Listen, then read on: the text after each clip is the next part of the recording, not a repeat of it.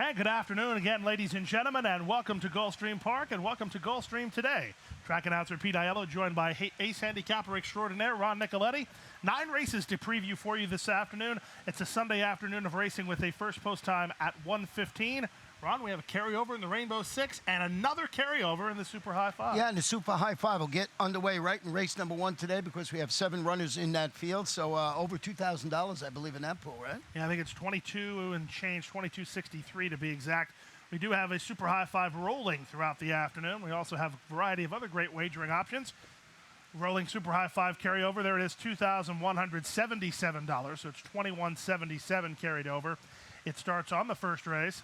Also starting on the first race is the 50-cent early pick 5. Early pick 5, always a good opportunity. The pools have been regularly averaging over $50,000. Nothing to sneeze at there, the early pick 5 here this afternoon. Yeah, and then the Rainbow Six will start in race number 4 with a 9-race card. $181,000 plus, was well over $200,000 yesterday. Had some horses alive in the final leg. Thought it was going to be hit. We had about 5 or 6 horses alive, but the horse that was the logical choice, just went off and drew off to win it. So it lives for another day, as they say. Yeah, that's a good news for carryover fans, because there was a couple of long shots thinking Cowtown blew a lot of people out of that sequence yesterday. We'll expect it to get over $250,000 here this afternoon. It's a 20-cent play. Rainbow Six on race 4. On race 5 today, we have the 50-cent late pick 5. Another pool that's been averaging a pretty good size amount. And want to let everyone know we had a couple of rain showers this morning, so the main track is listed as good, but it's been sealed. Absolutely. We have a good main track. It has been sealed. Turf course remains firm, as we've touched on and off camera. Turf course here at Gulfstream Park can take a lot of water. We actually haven't had a lot of rain lately, so it's probably good news. Water definitely needed on the turf here for this afternoon's racing card. 9 races to get to. Let's get you right into the racing this afternoon with race number 1 on turf. $10,000 claimers, which have not won 2. We have a field of 7 installed. As a big favorite on the morning line was number 5, Banco Dinero. One of the horses I did use on my early pick 5 ticket, which we will shoot up there. And you see I'm going too deep here with the 5 and 7. And I'll be showing you a replay about the number 5 horse when we get there from 2 starts back. 3 deep, 2 and 2. A nice affordable $36 ticket to see if I can nail the early pick 5 this afternoon. And Pete, I started off with the horse that you mentioned, the current favorite up there, and was even money on the morning line, which I didn't expect with that. And that's Banco Dinero. This one's dropping to the $10,000 level. I want to go back and show you this horse's performance 2 starts back on June 8th, because I thought he ran very well in here. He is the number 1. And the important thing about this, the horse on the lead is the favorite, and he Dave Hort, and he comes through and he finishes second, and the horse behind him is To Your Health, who comes back and wins. So he was split by a pair of next out winners in that race back on June 8th. Yeah, and Dave Hote got everything his own way. Banco Dinero was kind of taken out of his game tactically in that particular occasion as he was near the lead in that race. So we'll see if he has a little bit more tactical setup here this afternoon. And then he was third behind front-running repeat winner Weezer Gray last time out. I didn't want to mention that. I was waiting for that. Well, Weezer Gray, you stepped it up yesterday. He went 46 and 3 to the half, and I was my dreams sank when I saw that 46. I thought he went a little too fast on there, but he did have the lead. He did have the lead. I want to get you back into the horse ownership game. So yeah, well, maybe we'll Weezer gone Gray half again. Maybe we'll go partners on one of those. That sounds good to someday. me. Number 7, Hadron, is the other horse I used on my early pick 5 ticket. This one is stretching out slightly to a mile. After rallying, this one was way back. He was about 10 lengths off the pace. He finished second against this level of competition, going 7.5. Emicile Jaramillo will be in the saddle this afternoon for trainer Peter Walder. It's interesting. This horse showed some tactical speed in his debut runs at Tampa. Beat a pretty good field of maiden claimers on debut for a good outfit, was claimed after that, and now ran good second last time out. But he came from well out of it in a 12-horse field. He doesn't have a 12-horse field to contend with here today, but what he does have is a race that doesn't have a ton of early speed in it, and the horse that he has to beat, Banco Dinero, certainly has more tactical speed than he does. Oh, that's for sure. So it's like a speed against closer in the opening event. The other opening event, the other one I used was the 2 Famoso. Was dropping into, I think, to a competitive spot after following his 12-5 maiden victory, going 7.5. Comes back, he's stalks the pace, he fades, but it's against better 16 condition claimers going this 1 mile distance. So here's a horse that maybe can grab a minor share in the opening event. And as we mentioned, nice carryover in the Super High Five. You got to have 5 horses on your ticket to win it. Yeah, absolutely. And we did have a race yesterday, as a matter of fact, the El Gran Gallego race. He was odds on, but the Super High Five still was large, and that was a 7-horse field too, as we had the easy winner, the free square on top, but it got tough once you got into the 4th and 5th position. Yeah, that was like 60 to 1 shot or something like that. And that's how you put those tickets together. And if you know who's gonna, you think you know who's gonna win it, and you're single on top, you can go deeper in those races. It's always a fun bet. And it is the $1 rolling Super High Fives throughout the afternoon. Well, the first race, you'll have to beat the 5 and 7 if you want to get a big price home in the early pick 5. We'll look now to the second race. We stay on the turf. $10,000 is the claiming level at 1 1/16 in this race. This is a tougher race. This is a field of 8 with about 7 contenders in it. Yeah, I went with the number 5, Starship Frontier. Must be respected on his ability to set or stalk the pace. After dueling for the lead, he got nailed late against Similar. At this distance, the trainer is Milt Wolfson. He's got Emisel Jaramillo returning on the son of Smoke Glacken. And as you mentioned at the top of the show, the turf course, we did have a little bit of rain, but it still should be firm. I don't think there'll be any cut in the turf today. Yeah, well, we knew that. We knew this was coming. He already harassed me about it off camera. So, we'll see how it goes. I mean, I think the first race will be a good gauge of that, especially with Hadron having a different running style than Banco De Niro. If Hadron were to get up and win it, even against the tactical bias, that might be alluding to the fact that you want to come from a little bit off of it here today. Starship Frontier will not like that if that's the case, as he'll be forwardly placed. Yeah, and a similar situation here with the 2 Zippy Zape, who does his best running from off the pace. He's going to be there to pick up the pieces if Starship, Frontier fails to negotiate the distance again. So here we have speed and closer again. And like you said, you used the first race as a guide. It's hard to see if there's a track bias in the first one race, but something you might want to look at. This starts the first of our 2 pick 4s on the afternoon. Yeah, there's a horse in here that you didn't use in the top 3, but it was interesting. He didn't finish his last race, but he had to be all right, and it looked like when he did pull up, he was all right. The 7, Indian Naughty. On his best stuff, he could be very much a contender in this race. He was 5 to 2 in that last race. Never did find out the official reason for the problem. To me, from the vantage point of the announcer booth, it definitely looked like an equipment problem. Tyler Gaffleone couldn't control him down the backside, but he galloped around there on the outside rail the whole time and then was back in and must have come out all right because he's back in just 9 days. Yeah, 9 days, and maybe if it was, it's an important note. Check this horse out in the pre-race ceremony to see how he looks, and maybe when you put on your ticket, especially if you're putting your early pick 5 ticket together or you're starting your pick 4 ticket here. I did use the number 5 Battlefront. He should be primed, I think, and ready to offer more. He returned from about a 5-month layoff. Dispute the pace. He finished a worthy second at this level and distance. Does he make it bad for Starship Frontier? I don't know. I think Starship Frontier is faster than him if he wants to be, and I don't think that Battlefront necessarily wants the lead anyway. I think he does his best work with the target. He won't be far away, though, and he is making his second start off that freshening for Bill Hickey. Bill Hickey used to spend a lot of summers in Cincinnati, Ohio, and he does some pretty good work. He flies under the radar. Cincinnati, Ohio. I went there. I spent some time there. I spent 6 years there. 6 years? Yeah. The voice of River Downs. Anyway, we'll digress. We digress and go to the third race on the program now, Ronnie. 6-2-5 in the second. Third race is a 6-horse field. This race at 5.5 furlongs. Non-winners are 2 the category. Claiming level is 12,500. Just keep the non-winners are 2 the category in mind there because there's not a huge delineation between price tags and the claiming ranks here in South Florida. Non-winners are 2 for a tag is usually non-winners are 2 for a tag.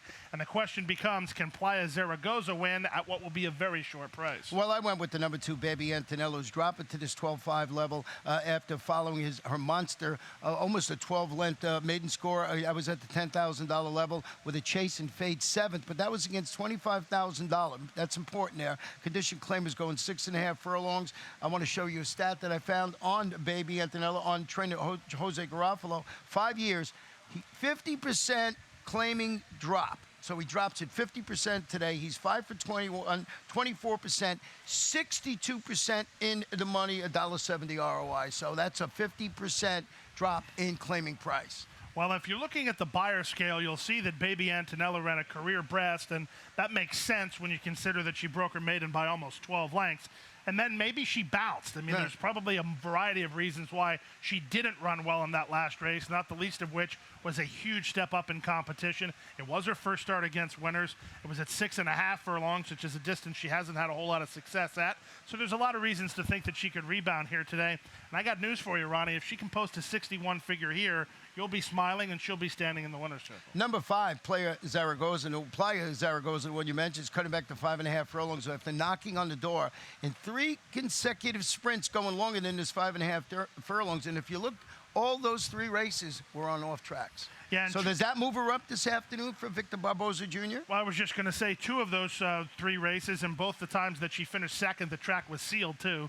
The race that she ran on a good track, there was no sealing involved. So I think Playa Zaragoza will appreciate if the main track remains sealed. And to be honest, I would expect it would, at least through about 2:30, which is about the time this race is going to run. So Playa Zaragoza, to me, I mean, I'm not the expert. You're the expert. Right. But to me, I think she's a vulnerable favorite here. You don't want to take too short a price on a horse who's had opportunities at this level. She was 8-5 and 9-5 respectively in 2 of her last 3 races.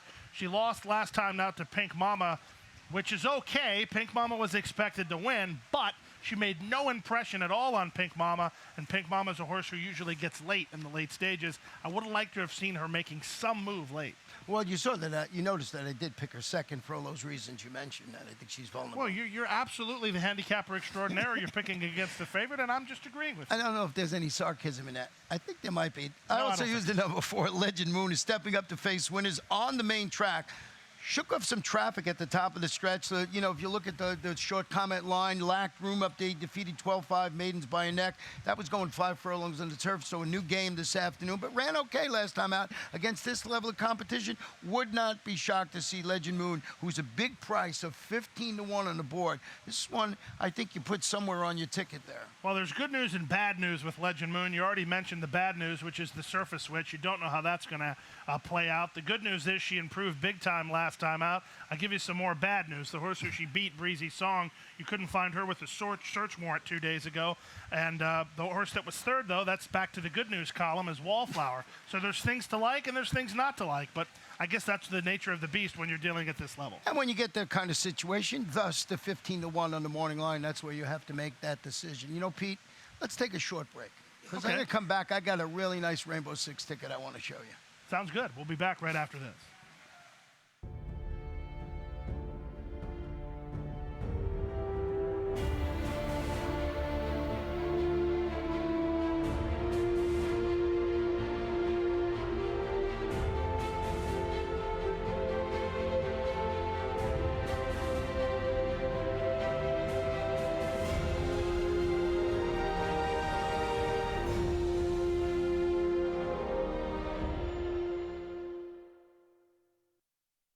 Hey everyone, I'm Acacia Courtney, and I want to tell you about a fun contest that we have going on. It's called Beat the Expert.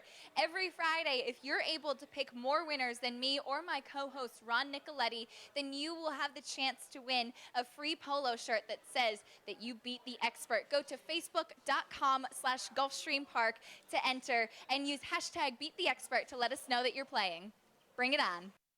Well, we're back now with your preview of race number 4 on the program with the 9-race format. The 4th race does start, the Rainbow Six. As we mentioned at the top of the telecast, we are expecting $250,000 in the Rainbow Six pool here this afternoon. And when you're talking about bread of that variety, we definitely need some insight from Ron Nicoletti. Yeah, and this one, 5 furlongs on the turf. Let's quickly show you my ticket, and it's a little deeper than I normally go. It's $57.60. Could not find a single. Went too deep here with Blazing Diamond and Pink Mama, and you see the rest of the progression as it goes down. 9th race, a little bit of a long shot in the number 1. Is about 6-1 in the morning line. We'll talk about that horse when we get to that race later on. But a $57.60 ticket. But Pete, I got to get through this first leg. Yes, you do, and the horse that you like on top, it's a good thing I'm not in the analyst role and giving my analysis because I don't agree. You don't agree? Well, Pink Mama faced considerably tougher in her only previous turf race, so keep that in mind, is going back to the lawn after leading every step of the way to defeat 12-5, 2 lifetime claimers, going 6 furlongs. That was on a sealed, sloppy track. I just see this horse maybe, I think this horse has a tactical advantage is the best way to say it. I think this horse is going to go to the lead and just keep going. Well, it's a good thing that I'm not in a position to Well, argue with you. who did you like in here? That you can delve into. You must know somebody that you like. Well, when we were talking about the third race of the day, we were talking about Playa Zaragoza, and I made the comment that I didn't like that Playa Zaragoza didn't make any ground on Pink Mama. Well, This is the same Pink Mama I was talking about. And Pink Mama is a horse that, to me, has shown no reason to believe that she'll like or handle the turf. And on top of that, she's going to get pressed here by the 5 Awesome and then some. Zayas is going to be riding, and if she gets hooked, she's going to lay down. Well, that's true, too, but I just thought there was a tactical advantage. We're only dealing with a 7-horse field here, so I just thought she went. I couldn't see anybody else as far as a pace scenario that I liked more than Pink Mama, but I did use the number 6 Blazing Diamond, who's dropping just a notch on the claiming scale, recovered from an incident at the start. Hit the gate. It was a fast closing third against 12-5 condition claimers at the distance. Orby Mirage is the trainer. Matt Rispoli in the saddle today, and I think this one can run well. You don't ever want to see a horse that runs 5 furlongs and has any kind of trouble, even slight, at the start, because you got to get going, or as you say, giddy up and go, whatever that line is.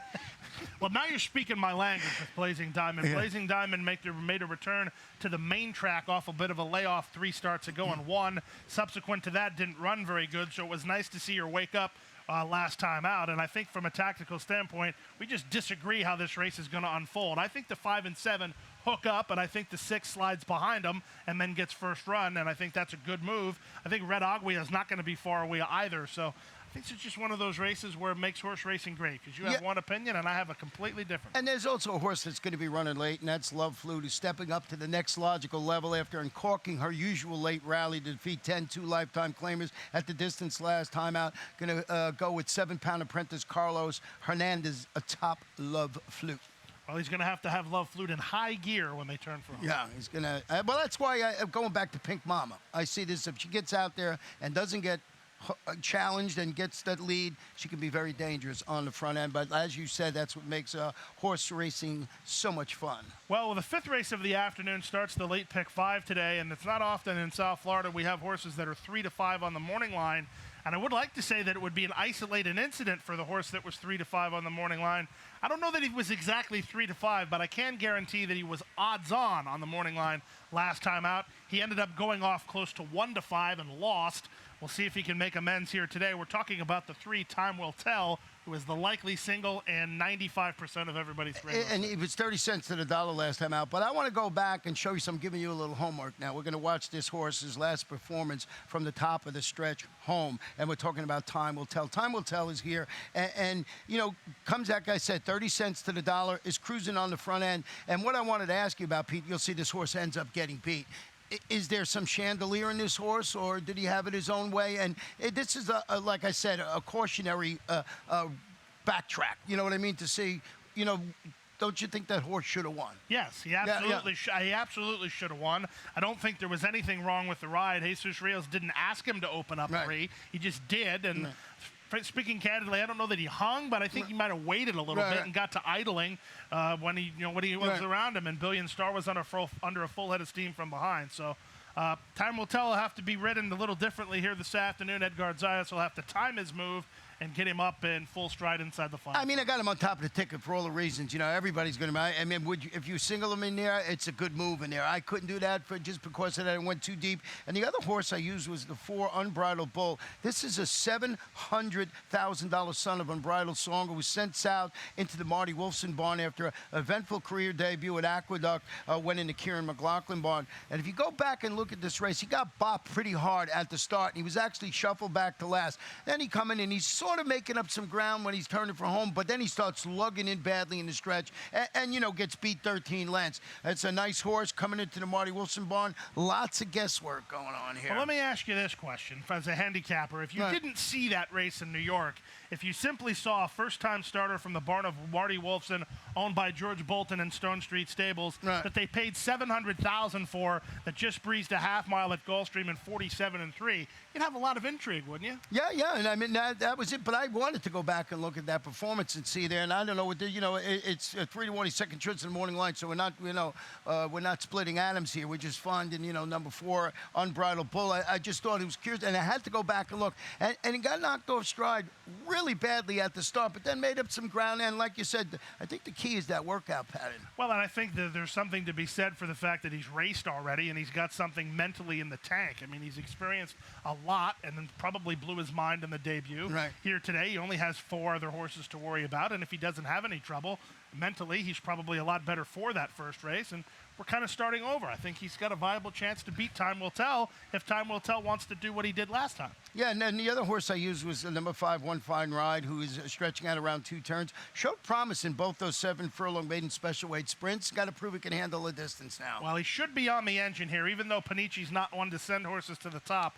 Chasing a 44 half mile, 3/4 and 9 and change. He had every right to back up last time, while favored, by the way. But here today with just the compact field of 5, and I do believe that this is a first finish line race as well. Yes, that is true. So definitely, if you're Panici, you want this horse on the lead and let the horses that you have to beat be behind you early instead of trying to catch them. Okay. Race number 6 on the program starts the late pick 4. 5 furlongs on turf, $10,000 claimers going to post in here. We do have a number 9 Social Request is a main track only. He's not out yet.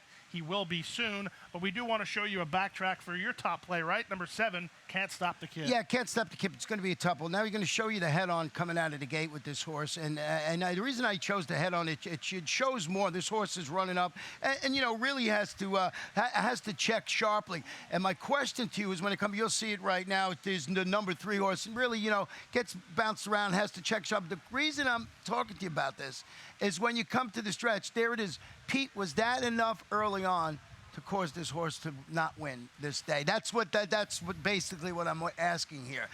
Maybe it looked a little worse from the pan shot, but I wanted to show the head on. Finishes, I think gets beat for second here, finishes third, But I thought, early on, had to check back.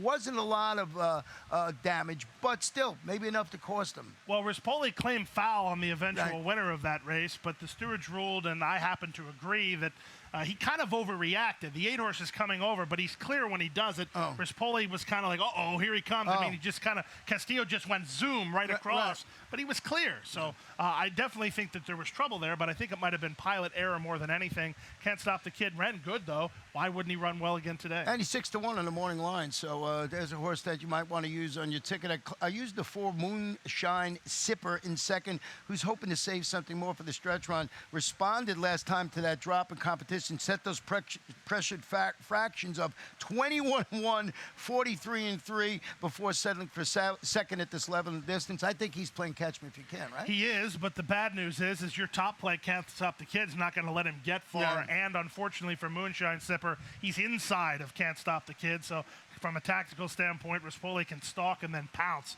with the number 7, your top play. Looks like a good idea here. You're selling me on Can't Stop the Kid. Yeah, and number 8, Chia Ghost, is stepping up to the next level with the ideal stalking style. It needed to capitalize what we've been just talking about. There should be a glib early pace scenario in this race. Bernardo Lopez, Marcos Meneses going for 2 victories in a row. So some recency there, and likes the stalk and the speed in the race. Other horse we want to talk about, just to make sure that we cover all our bases here, is number 5, Rock 'Em Again. He's not been seen since March. If he is ready to go, he could play a major role in here. He is 3-1 on the morning line. If that morning line holds up, he's probably a horse you want to try to beat. I would imagine that's part of the reasons you didn't use him. 3-1's a little short, but on his best stuff, he could be a major factor. He was you could see it was my next selection in there, but for those reasons, you can only go so deep. I only give out 3 selections. He would be my next selection, but I got to watch one. Yeah, well, we'll watch one with number 5, Rock 'Em Again, in race number 6, and then what we'll do is we'll turn the page to race number 7, which starts the late pick 3 on the card. Maiden special weight for the 2-year-olds. Purse here a solid $55,000. 6 furlongs the trip here. You picked the Dorochenko horse the other day that ran well. I see the Dorochenko horse does not make your ticket, but a horse that does is a horse that has raced twice, coming off the turf, the 1, Creative Talent. Yeah, this one was third behind the eventual Astoria Stakes winner, Bodie's Dream in their respective 4.5 furlong debuts on the main track. Now goes back to the dirt after tracking the pace. Finished fourth, going 5 on the grass. Juan A. Rodriguez, MSCL Jaramillo handling the surface switch. I just went, off that debut performance. Looked like this horse had some talent. They tried the turf, going back to the main track. And I just thought, stretching out, I believe this is our first 6 furlong race for 2-year-olds. That sounds right. Yeah, I think this is our first race. So we'll see if creative talent can run well in there. And I just thought, basically because the horse was flattered by Bodie's Dream, who went up to New York and won the Astoria Stakes. That's why. And beat a good field, too. Yeah, beat a good field. So going back to the main track. Now, the 7 horse in here, Real in the Hills is a daughter of first-year sire Brooks and Down, debuting for trainer Mark Cassie with a steady morning work tab showing. Lay 6 on the horse. I want to show you a stat. That's why I jumped right into this. Over the last 5 years, Mark Cassie, 2-year-old first-time starters, maiden special weight on the dirt, 14% only win average, 44% in the money, but only 74 cent ROI. So it's a stat I wanted to put out there with first-time starters. I guess what you can read between the statistics there is that the horses routinely take a ton of money, and they just win at an okay rate. So when you take a ton of money and only win at an okay rate, you're going to lose money over the long run, resulting in the 74-cent ROI. Well, I did use a Gennady Dorochenko horse on my ticket, and that is the 5 Malisa. Is stretching out to 6 furlongs after rallying from 12 lengths off the pace, finished 4th, but that was against $25,000 maidens. I got this one penciled in for a minor award, maybe, closes and helps the Tri-Super or the Rolling Super High 5, and he's going to be a price. Yeah, that's true. She will be a price. She does want more ground. There's nobody that can dispute that. As you said, there is a potential scenario that some of the horses in here with the first-timers, maybe they do too much, maybe they don't break. Who knows what's going to happen? So with a horse like Melissa, who is at least a proven commodity, I think she wants more ground to win it, but I wouldn't be surprised if she hit the Super. And I don't really see it as a lateral move, but I don't see it as a major jump up in competition because you're dealing with first-time starters. That's true. You don't know. And, you do have a horse from the barn of Steve Dwoskin in here, and I'm not taking any shots, but Steve Dwoskin, that's one of the most solid statistics in all of horse racing, at least in my opinion. His horses don't win first out. Yeah, it's 0 for something, I think, lifetime almost. But you run good in their second start. That's always been an angle. They're great to follow. Don't get me wrong. They're great to follow, and they will win eventually, but it's almost a foregone conclusion that they'll need a race. Well, let's go to race 8, you think? Yeah, I think so. First half of the late daily double, $16,000 claimers on turf. They've not won 2. We have a field of very logical contenders, all of them. This is not an easy race. I'm going to chime into the backtrack scenario now. I want to show you a horse that will be a huge price. I don't know that she can win. She's taking a pretty steep step up in class, but visually she was very impressive. There she is, Vineyard Nina. First start in South Florida for Jose Chavez last time. You saw her there. She's near the back half of the group, and there's quite a few horses in front of her. So not only does she have to contend with traffic, she's pretty far back. And then as they go down the backstretch, great job by Bob Larson there. She's in the frame now, starting to inch forward. You can see jockey Sammy Camacho trying to find clear racetrack for her. She'll move up down toward the inside, then split horses. I'd like to have seen her race from a blimp view because she just is weaving in and out. She continues with this long, sustained run from the back. This is about a 5/8 of a mile move that she made. She collars the pace setter and then kicks on to win it and win it easily. Look, now she's back to the inside. Great move there by Camacho. It was a great ride. And Vineyard Nina's going to pull clear. That was her Gulfstream debut. Who's to say that she doesn't like this turf course better than the one across the state? Who's to say she's not better now? She was freshened up since that last race. And she's 10-1 on the morning line, 10-1 on a horse that made a big move like that against this level of competition. Don't look too far away from her. She ran well. And it is 2-life competition. That was a 12-5 maiden break, as you mentioned. Shipped him from Tampa and ran that. Now going back and watching that, boy, that's a horse you might have to add somewhere in your ticket. So I might have to readjust my ticket. I like that performance right there. But I did go with the number 6, Great Euphrates. This one will be outfitted with blinkers after following her $16,000 maiden victory going a mile. She goes up, sets the pace, finishes second, beaten only half length at this level and distance. As you can see this theme on my card today, a lot of horses on the turf. I'm going with the speed first. Well, we'll see how the rain impacts that, if it impacts it at all. There is some other speed in here, not much, though. Number 8, Just a Darling, will be the horse you'll have to contend with early. She took him gate to wire last time, but she'll definitely probably, I would say, need a race. The number 1, Key to Oro. Speaking of needing a race, I had a theory, and then I'm going to share it with you now. No. I'm not the analyst here, but I can offer my opinion. The horses that are coming back from Pimlico and Laurel and Monmouth that were in the barn of Marcus Vitale, you know my theory, Ronnie. I don't think it's easy to win in South Florida, as I would say, off the van. So a lot of these horses needed a race back in South Florida. I think Kita Oro fits that bill. This is her second start since coming back from up north, and I think it'll be a much better one than last time. Yeah, on the inside, Matthew Ruspolo will be handling the inside post this afternoon. I also used the 7 Golden Rod, a trouble fourth, taken up at the start on the turf against this caliber competition. That was a couple of starts back. Back on the grass, duel for the lead, finished second. That was on a sloppy track last time out. Of course, I'm going to throw on the ticket Golden Rod, 5-1 on the morning line. Very contentious 8th race. If you are a multi-leg player, this is a race you'll want to buy a ticket to Spread City in. We'll use now to go to the 9th race. The 9th race, maiden claimers at the $12,500 level. We stay on turf at 1 mile. We do have scratches of the alternates, 11 It's a Bandit and 12 Johnny Cash. Still have 10 to choose from. Traffic Express has had opportunities to win races, but here this afternoon, he's in a role that he's never been in before. He is the headliner today. Yeah, you know, he's turning back to a mile with the tactical ability to control or the pace in here. But the obvious concern, Pete, is if you look at its record on the Gulfstream turf, 10 starts, no wins. So it comes with, some baggage, this horse. Well, the thing about Traffic Express, I've seen enough of him now to have a fairly strong opinion on him. He has no turn of foot at any kind. Right. He's one-paced horse. So if they come back to him, he can pass horses. Right. If he's on or near the lead, he'll just stay at that one pace until they can cook him. So from a standpoint of racing, he's going to win eventually. How he does it, though, is going to be an interesting thing to watch. Well, Time the Essence is wheeling back at the same level after rallying late to hit the board in 2 of 3 recent outings on the turf.